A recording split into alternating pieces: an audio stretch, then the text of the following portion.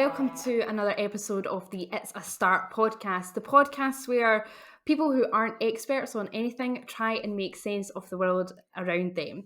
My name is Anna. I am your host for today, along with my very esteemed colleague, Angus.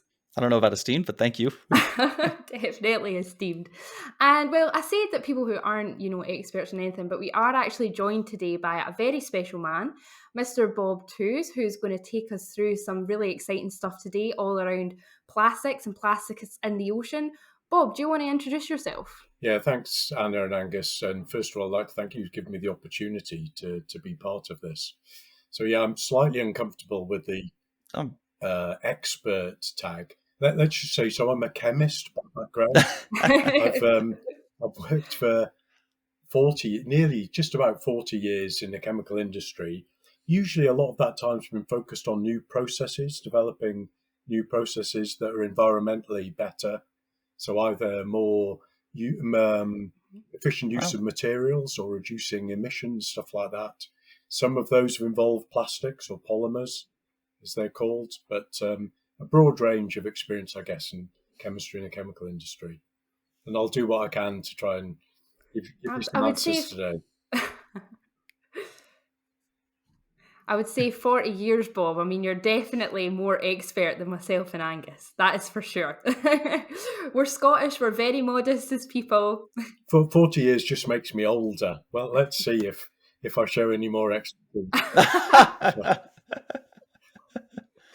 Not at all. You're only as old as you feel, Bob. Okay. Well, let's pass on that one. Yeah, so... Right. So, as Anna very well put, today we're going to be talking about plastics in the ocean, or plastic in general, and plastic in the ocean.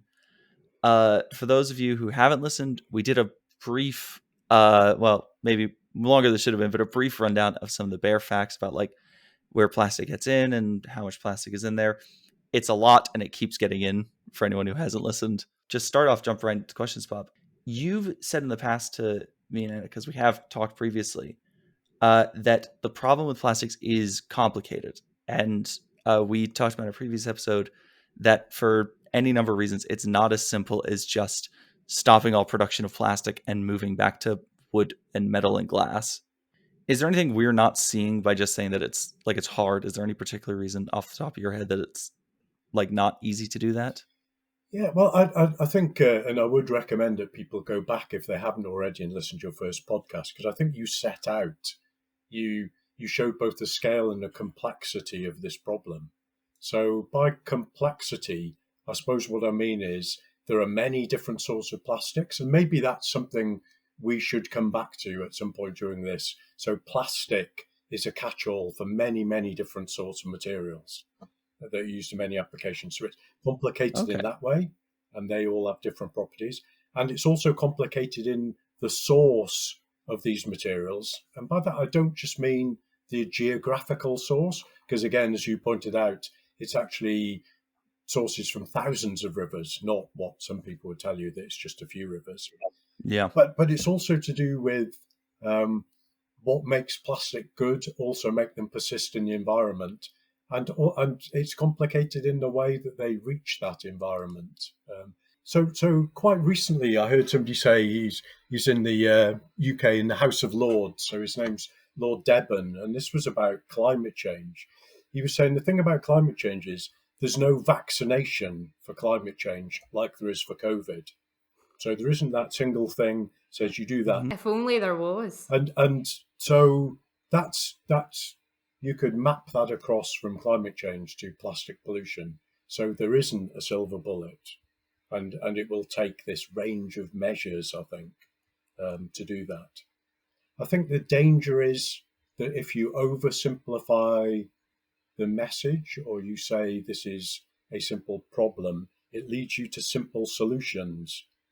And I could almost guarantee that simple solution would be wrong for some reason.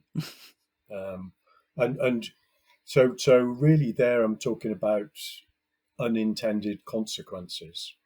So, I mean, I think you're right but you need to have this whole view of the problem rather than just saying this is good, this is bad, this is right, this is wrong. And I mean, without getting too political or philosophical, that's a malaise, I think, of modern society, that populist politics is like that. So, and you can see where that's kind of led us. So, and that was a point that I've seen and Yeah. made before. It's that plastic fundamentally isn't evil. Materials don't have morals. Its Hmm. its purpose in life is not to kill marine animals, which it does in huge quantities, and so that's not apologizing for that, but it's down to people and their actions largely. So the plastic material, like I said, lacks that moral compass. 100%. Yeah. Maybe without banging on about this too much, I think you get the point. But let me try and do some sort of thought experiment with you. So if I said there's a single element, a chemical element, Cool. that's been responsible for more deaths than anything else in history, should you ban it? Angus, Anna, do you think you should ban that element? It's killed more people than anything else over the course of history. This is your chance. I'll say I did a degree in philosophy. My gut instinct is telling me yes, we should, but I'm recognizing a trap when I see one. That's how I feel. I think if it's an ethical situation, I have to say yes, ban that material. But that's good. So the element in question would be iron, because when you think about it, swords, arrows, bullets, guns, Oh. Aye. submarine Mhm. ships, cannons, anything you want. So you could Yeah. say all of those millions, hundreds of millions of people. So iron fundamentally ban it. But of course, you've both recognised that kind of trap trick. It's not as simple as that. And Anna, in the first podcast, you picked that up on the beneficial uses of plastics. And of course, you would say the same thing for iron. It's changed people's lives, improved things. So my point is a clumsy one, but I'm trying to say, okay, it's not as simple as good and bad, black and white. Yeah, I really like what you're saying there, Bob, because people do say plastic is the problem. They almost say without saying it that plastic is evil. We need to ban plastics. We should totally get rid of plastics. And I really liked what you said there about it's down to people and their actions. We as humans, it sounds a wee bit like we're shifting the blame. It's plastic. Plastic is that's problem. But as you said, Mhm. plastic it's not a real thing. It's not evil. It can't decide to be evil. So it's maybe without sounding too harsh, but it is about time that we actually looked at ourselves and said, this item is not the problem. It is how we use it, how we dispose of it, and how we treat it. Absolutely. If you kind of turn that on its head or look at it from a different direction, you talked about plastic straws in your first podcast. I mean, then you said, okay, it's less than Mhm. 1% of marine plastic waste. I mean, numbers I've seen are even smaller than that, less than 0.03%. But the numbers aren't kind of important. Wow. What I think is it was an easy win for people, for their consciences, because actually your quality of life doesn't depend on plastic straws. There were horrendous, and we can't argue with that, horrendous videos online. So immediately what this gives you is an easy way Yeah. out. So it says ban plastic straws because the outcome is really bad. But actually, when I'm sitting honestly on my own, I'm thinking, I don't care, I won't miss plastic straws. So it makes you feel like you're doing something. And you kind of are, but where's the personal pain in that? There is none. No, I couldn't agree more. It very much was. It was an easy win, I think, for people's conscience. Exactly like you said. Like it didn't. I think we said this in the last episode. We polled people to see if they really were bothered by paper straws. And I think overwhelmingly they said no, we don't really care, which I think is quite telling. The fact that we switched to something that, if you even argue it's objectively worse at what it does, no one was particularly bothered. It didn't disrupt lives or disprove anyone's quality of life. And again, it's a complicated one. So what I'm not advocating is inactivity. I'm just saying we need, and that comes back to the complexity and the Hmm. scale of this. I think you need to think that that's not Yeah. enough. So that's not me conscience solved. I've done my bit. There's a famous climate scientist called David Mackay. He wrote a great book called what's it called? Sustainable Energy without the hot air. So he was at Cambridge. He unfortunately died a couple of years ago. But he was famous for saying, if you do little things, the result will be little things. And Mm-hmm. that's even so again, that's not to say we shouldn't all do everything we should, but we should see it in the context of the size and scope of the problem. Bob, do you want to tell us a little bit about the sort of risks with going on to other materials? So, we've talked about how plastics are bad, but it's how we dispose of them that is bad.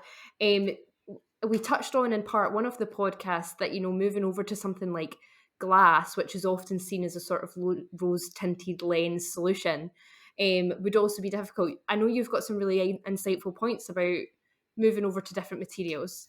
Yeah, so maybe just to start as a more general point to kind of frame this section, I always like the definition of sustainability that came from the Brundtland Commissions. This was a European commission some time ago. And so I'm paraphrasing this, but what that says is that sustainability is about meeting the needs of the current generation without compromising the means that a future generation's needs can be met. So what I like about that, it's very pragmatic. So it's not saying we're going to stop and move backwards, and it's not saying to the developing world, oh, actually, we've made so many mistakes. I'm afraid you can't share in the quality of life we've all enjoyed. So that frames it. So why I'm saying that is, you're right. So packaging, which is a major part of marine pollution, is necessary. And I'm deliberately not saying a necessary evil. It's necessary, as you pointed out, to avoid food waste and things, to give us the things that we want. So then, if we accept that packaging is necessary, I saw a fascinating talk by somebody from the World Wildlife Fund, and they were quoting a study from the Green Alliance. So these aren't industry people that could be accused of having other motives. So this is World Wildlife Fund quoting the Green Alliance, and they're saying in the UK, if you stopped plastic packaging completely and replaced it with more conventional packaging materials, it would triple the greenhouse gas footprint of that sector. So that's pretty sobering.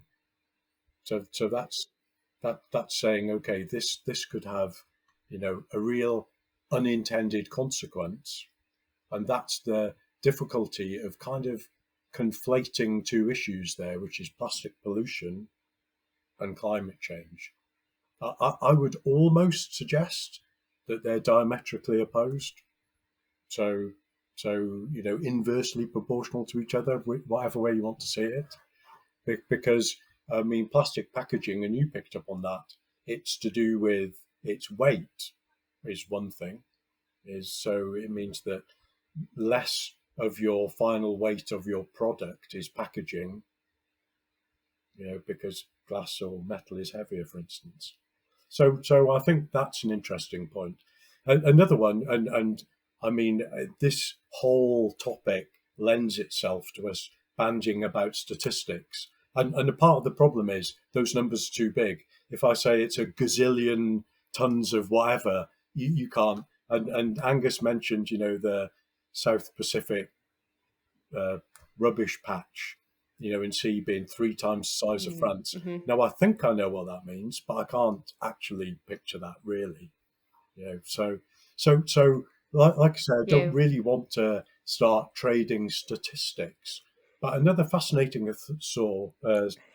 presentation I saw recently was based on a study from the Danish Environmental Protection Agency. So again, these are regulators; these are not industry people.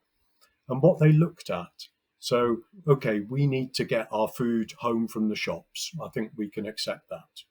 Okay, that's a given. So then, single-use plastic bags, that's terrible. Let's ban those. And there are good reasons; they have unintended consequences. But this study looked at, okay, what are the alternatives? And so what they kind of tried to calibrate this in terms of, first of all, let's talk about greenhouse gas emissions. So versus polyethylene single-use plastic bag versus an organic cotton bag, which already starts to sound quite virtuous. So they were saying you'd need to use that cotton bag 150 times to have the same greenhouse gas footprint as that single-use plastic bag. So this is about how many times you need to do these things.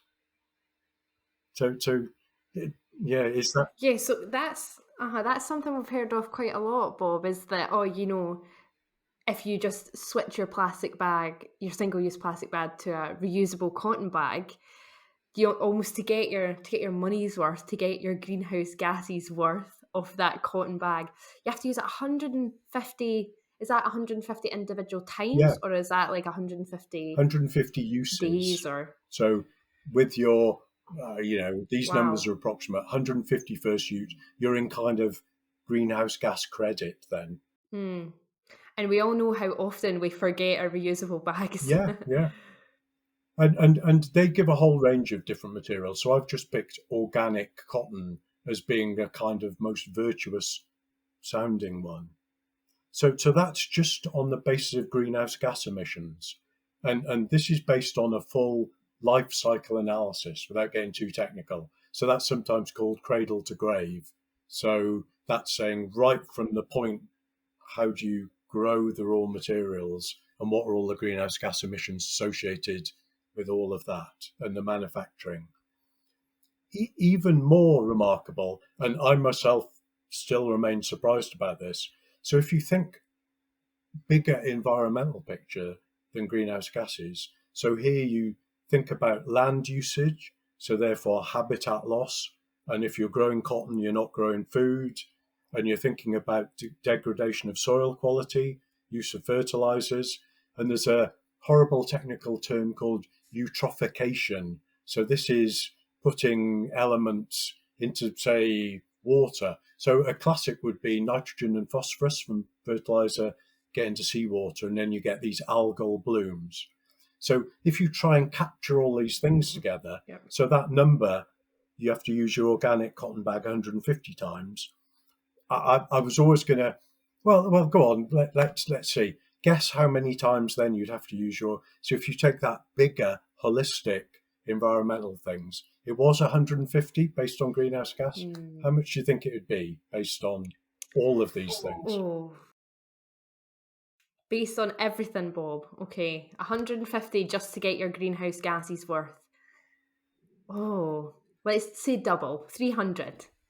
That's a good guess, but it's wrong. It's 20,000. You are kidding. Well, and again, this has, and as you of Angus have said, I think we could probably try and dig into this a bit more and provide references. But this is from a study by the Danish Environmental Protection Agency, so I'm guessing they don't likely put these things out. So even if No, that's absolutely even if not. that's an order of magnitude wrong, that's still quite sobering.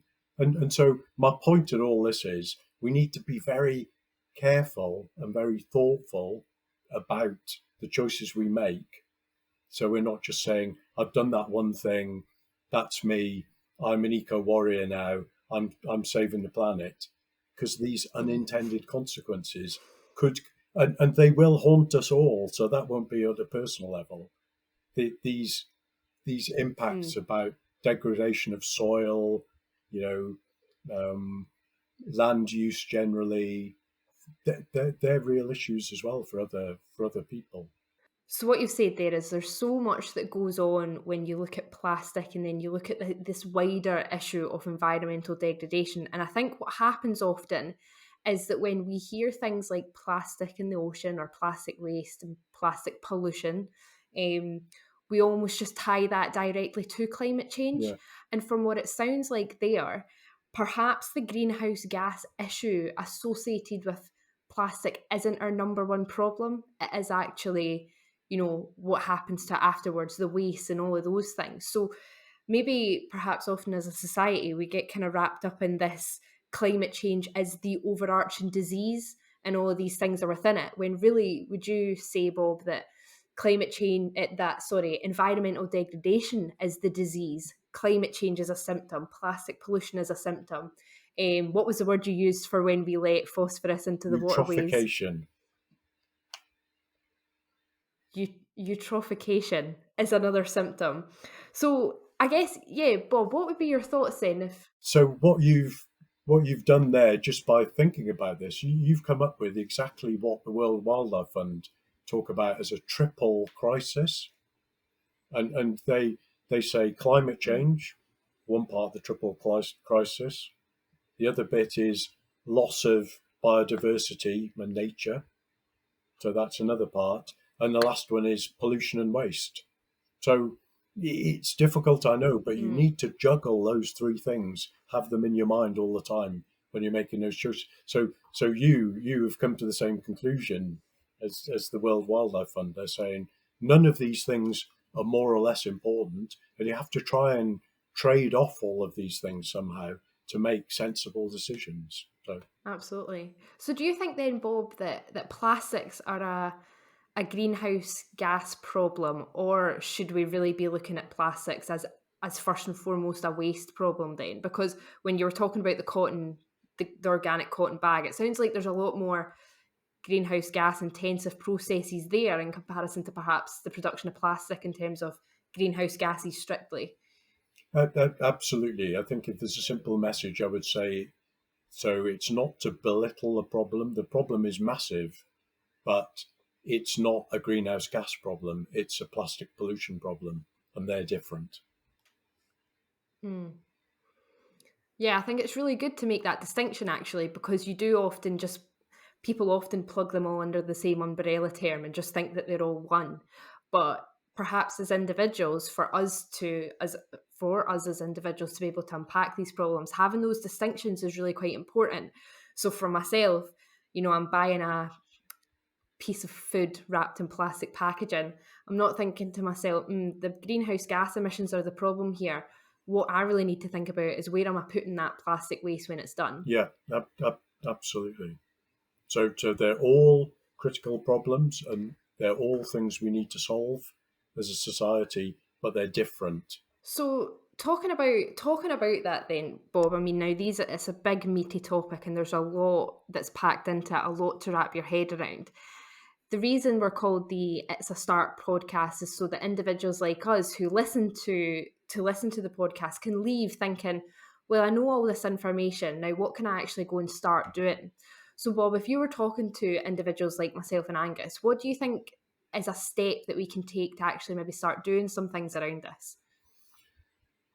Yeah, okay. So I guess individually, we can all use the classic kind of almost like 3 Rs, which would be reduce, replace, recycle. Yeah, so this would be,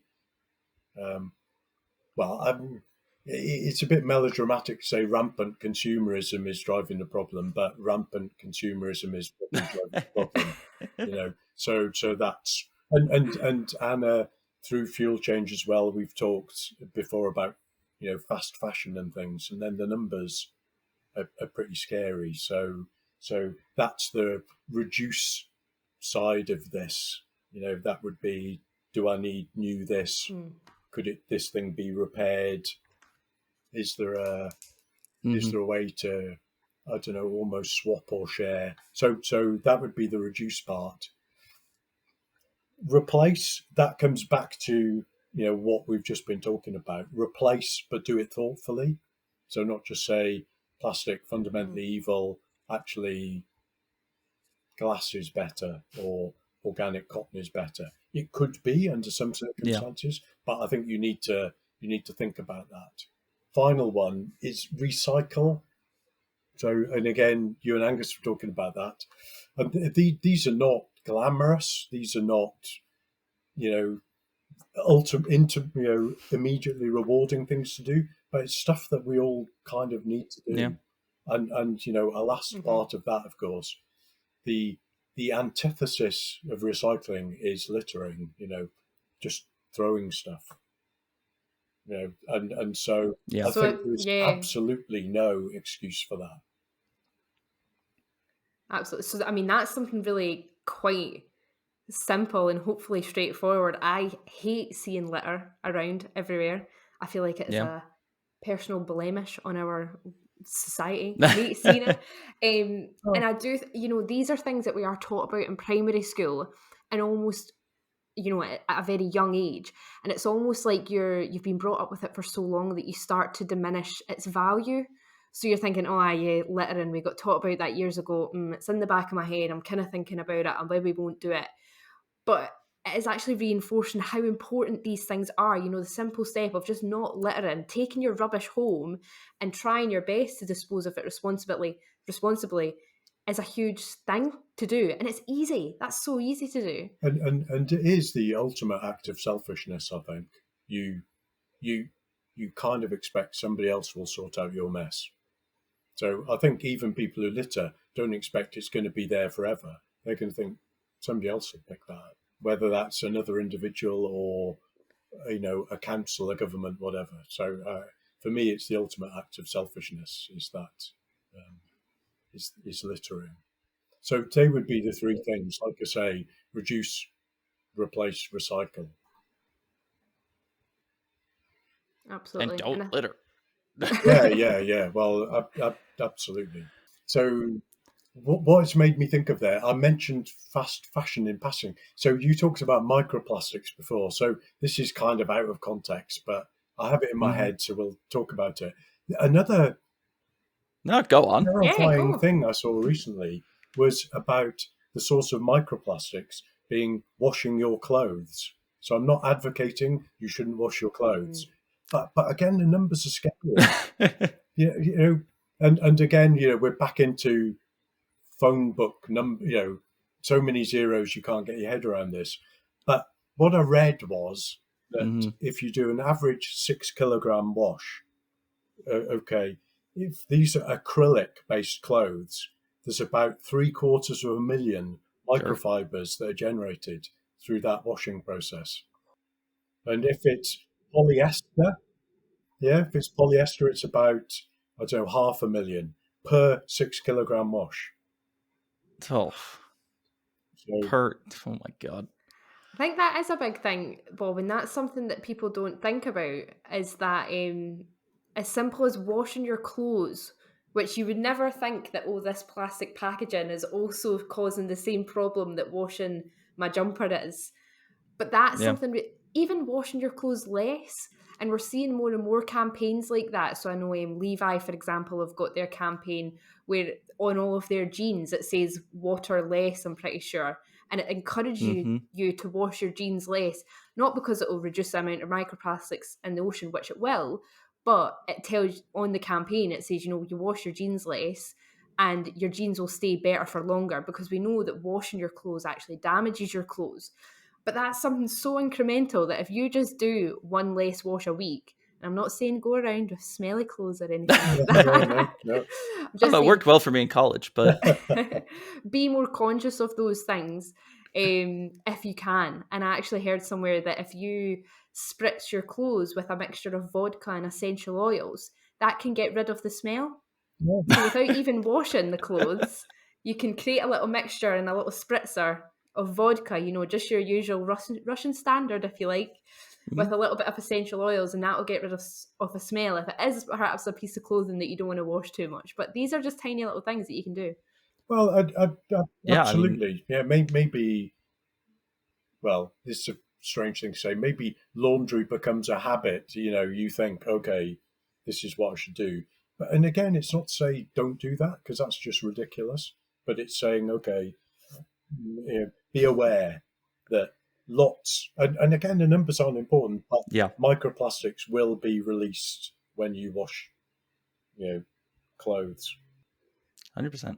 I wanted to round us out, if Bob, you can maybe take. So we've talked. Thank you so much for what you've told us about individuals. I'm wondering if you could tell us a little bit about what you think needs to change, maybe in the technology we use, or what big changes. Because you said, I think you said earlier, it's small changes are going to lead to small solutions, or things, something like that. I'm wondering what you think needs to happen on the big scale. Okay, before I let me answer a different question before I actually answer the one you've just asked me, because it was just again dawned on Perfect. me.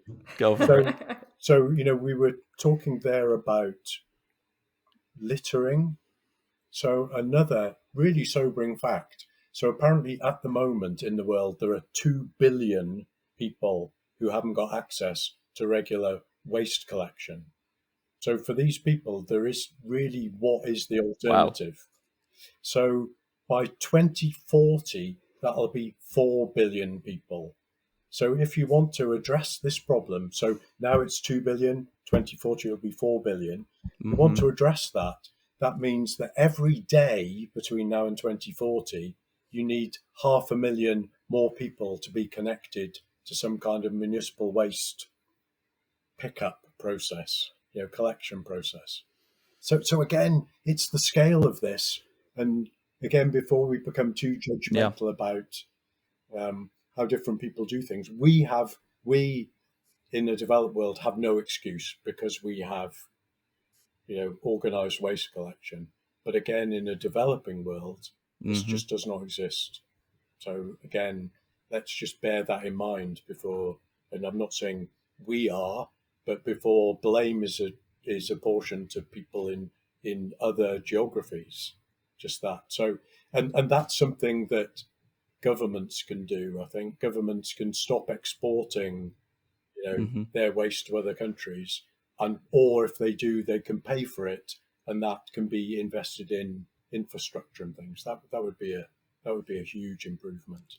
Can I just pick up on what you said there, Bob? So, what would you say to somebody in the Western world or more developed world that says, "Oh, I don't bother recycling because the government just ships it abroad anyway"? Is that true? Well, I think, unfortunately, and again, I don't have those numbers. I feel like to some extent it is true, and that was exposed when countries who'd previously been recipients of waste, say from Europe, suddenly said, "We're not doing this anymore." And then there was a panic. And then, Mm. unfortunately, other countries who were prepared to take it kind of stepped in. So it is true. Honestly, I Mm-hmm. think the danger more there is that that's again an easy out for people's conscience. Because, like I say, recycling all that stuff, it's not very glamorous. Do we enjoy it? No. So it's almost like giving people a ready-made excuse not to bother because they're saying, "Why should I even bother?" Because actually, then it all gets shipped to another country and dumped in a river and blah blah blah. So it's not worth me bothering. And then I think that's a falsehood. Really, we should all do everything we can all the time, and that's the reality of it. Brilliantly put. You Yeah. you, you asked me. I think you kind of invited me on the basis that I had some level of technical expertise, and I've managed to avoid showing any of that technical expertise. So I should answer your question, You. Angus, about technology, I suppose. Yeah. I mean, if you've got the thoughts. So if you think from along the kind of value chain almost, so right at the consumer end, what would help would be that simpler packaging is accepted. So one of the problems with plastic recycling is if you have multi-component systems or you have metallized things or you have multi-layers, then that makes it a nightmare to recycle. And actually, it's probably destined for landfill. We as consumers, though, Okay. often equate white label, as it's sometimes called, so plain packaging, as being bargain basement cheap stuff, the contents of which won't be high quality. You need to Mm-hmm. break that, you know, and maybe that's a psychological thing. Um, and people have tried to do that before, but it's met with limited success. So we as consumers should think plain packaging, that's actually good. And probably the stuff inside is as high a quality as something with fancy wrapping. So that would be the first one. Then there's a whole piece Very about good. biodegradable plastics and compostable plastics. So so this would be okay. Do they break down in a controlled way in the environment? And of course, that's that's good. So they would not persist. I think, again, Anna, in the first Mm. podcast you talked about, and I think that's clear that plastic bottles certainly last maybe 500 years before they break down. So things that could biodegrade in the environment or compost, so you could add them to, and use them Mm-hmm. as fertilizer for garden. So that's clearly something, and lots of people are spending lots of time and money working on that.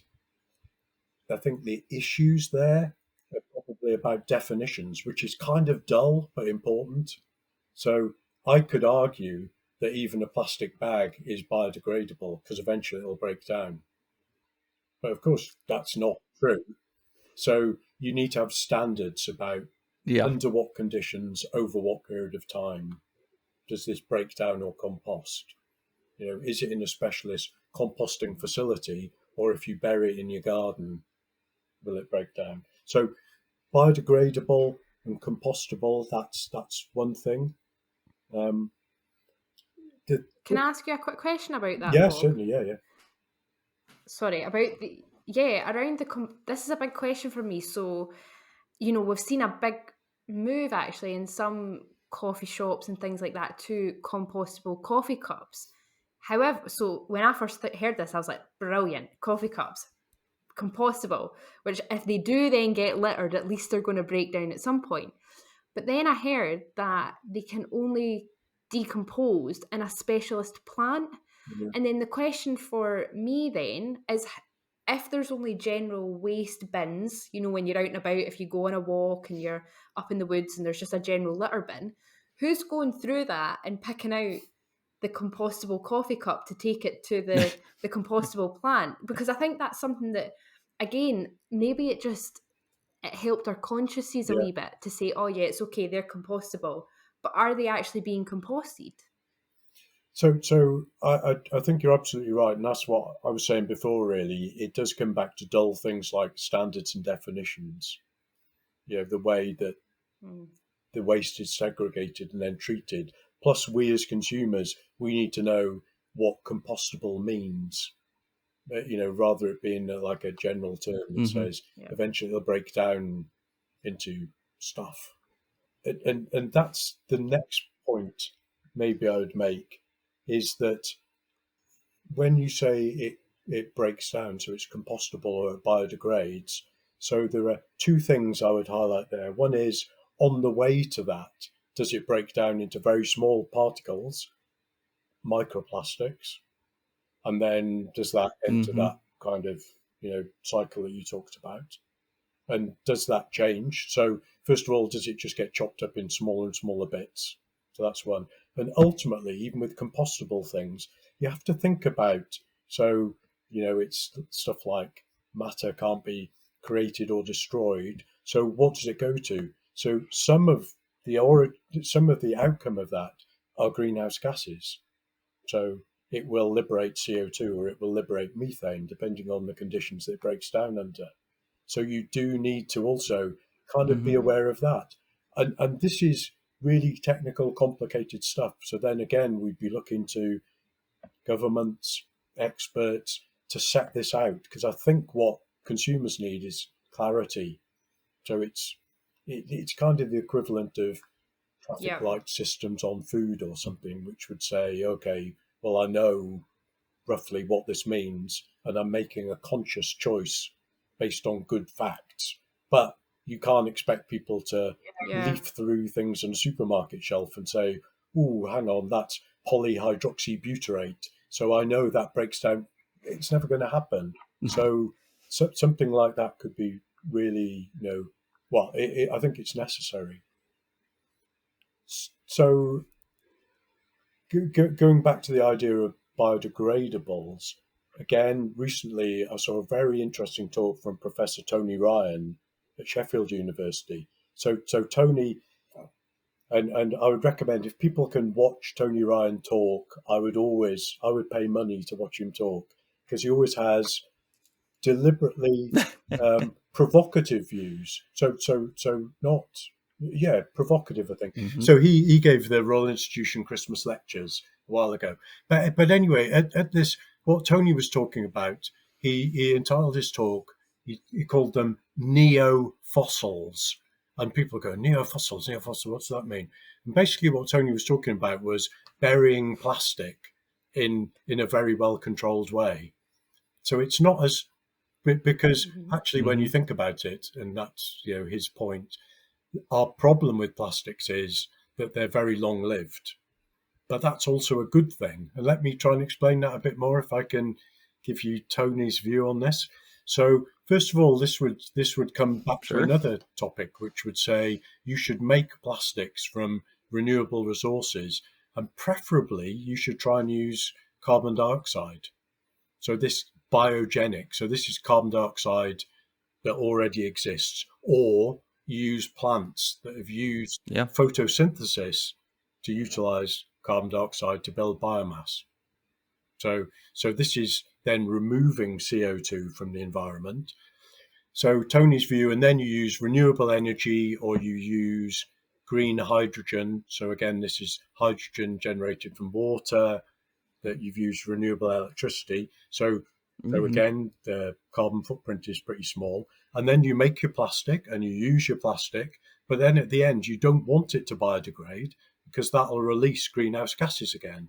So actually your net result is zero rather than removing. And very recently, the panel of international experts have said, we've reached the point now where we need to remove CO2, just not liberate more. So Tony's idea is then, and he calls it a curated environment. He's saying this is not landfill. This is just a way that we can prevent this plastic or any leaching of this plastic into the environment. And so I think, again, it's just a thought-provoking way to think about this. So it's saying, what's our problem? The problem is plastic doesn't break down. So what's an interesting solution? Plastic doesn't break down. So let's keep it. And so Tony's term for this is neo-fossils. So that's sucking CO2 out of the environment and locking it away.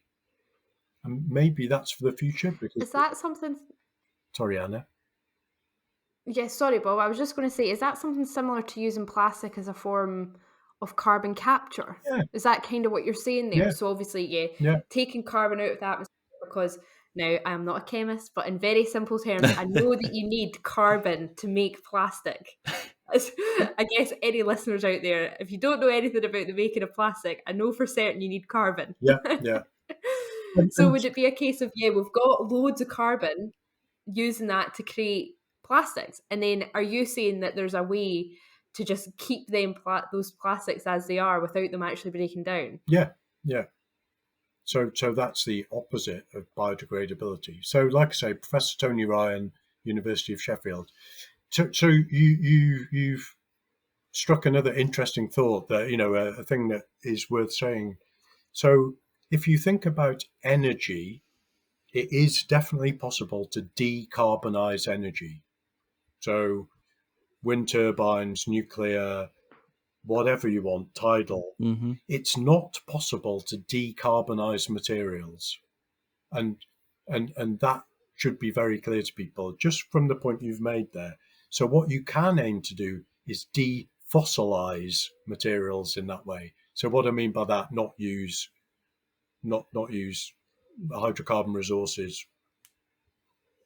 But yeah, you're absolutely right. Yeah. We can't imagine a world where materials aren't based on carbon. And so that's another. So that defossilization of materials, that goes back to part of Tony's point, which is about making plastics from renewable resources. So typically they would be from plants that you grow.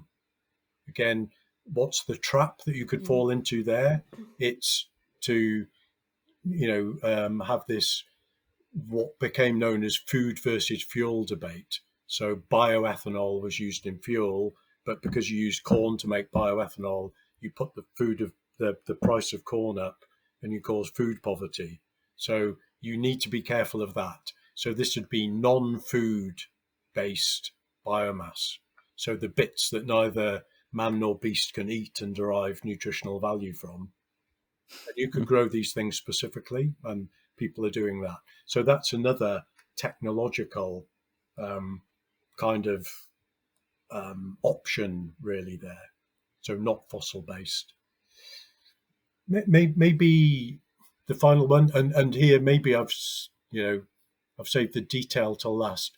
I made the point early on that plastic is a catch-all word, and so but plastic covers a whole range of materials made up in different ways that have different properties and therefore will break down in different ways.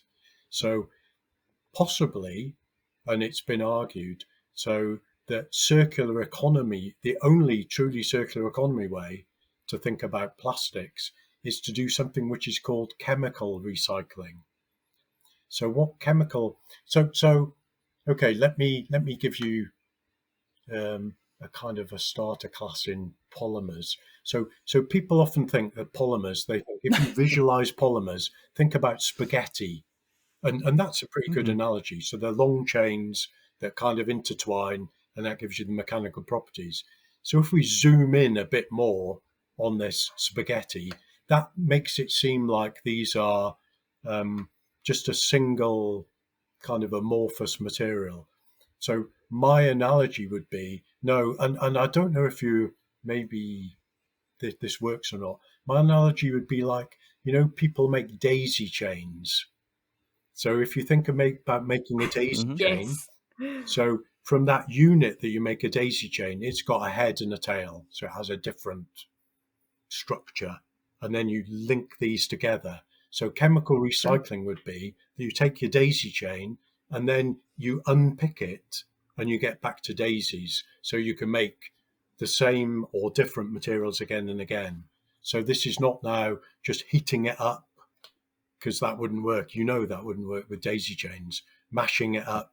So that's mechanical recycling, which would say, let's chop plastic up and melt it again. And again, you pointed out that inevitably leads to degradation. And at a chemical level, that's because the chains aren't as long, so the properties aren't as good. So chemical recycling is using clever chemistry to take these polymers apart, go back to those constituent units. So polymers are made up of monomers. So monomers are the daisies in my analogy. And then you can make anything you want. So you could take a plastic bag, and if you could break that down, you could then make a plastic bottle, or you could make clothing, or you could make medical devices, or you could make. So the problem with that is, and that's, it's difficult, and so it's costly. So the economics of that are challenging, but lots of people are spending lots of time working on that. So ultimately, you could argue that amongst all of these things, that could be a truly circular economy, because it says there's no waste there. And again, experts would pull holes in that simple-minded thing I've just said, because very seldom are plastics a single material. So they're compounded with other additives and things, and so there are all those problems. So, and it's not possible to chemically recycle some things. So again, I wouldn't want to leave you with the message that's the answer. Do you remember right at the start I said, if anybody says to you, here's a simple answer, I know they'll be wrong. So it's just one of the suite of technical things that you could think about. And many people worldwide are increasingly. And that's what we need. We need more funding, more people, more research, more innovation that'll solve this problem. But we also need us all to play our own part in this, do the things that we can. So I think I've probably run out of.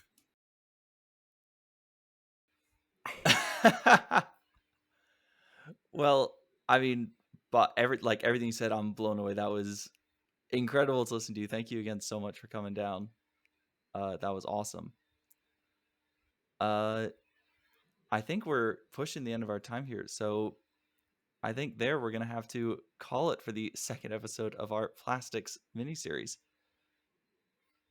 Thank you everyone for listening. It's been an absolute delight. Thank you, Anna, for us doing most of the heavy lifting and the hard-hitting questions and responsiveness this time. That's my job. I will grill you, Bob. And thank you, Bob, so much for coming out. That was an absolute delight to listen to, and I know personally I feel far more educated on the topic now. So I can only hope the people at home do as well. Yeah, great. Thanks again for the opportunity to talk. I really enjoyed it. So thank you everybody so much again for listening to that episode, part 2 of our plastics mini-series. Now, hey, if you've done nothing else today, you've at least made a start to understanding this little crazy world that we're in a little bit more. So from myself, from Angus, and from Bob as well, thank you so much for listening and enjoy the rest of your day.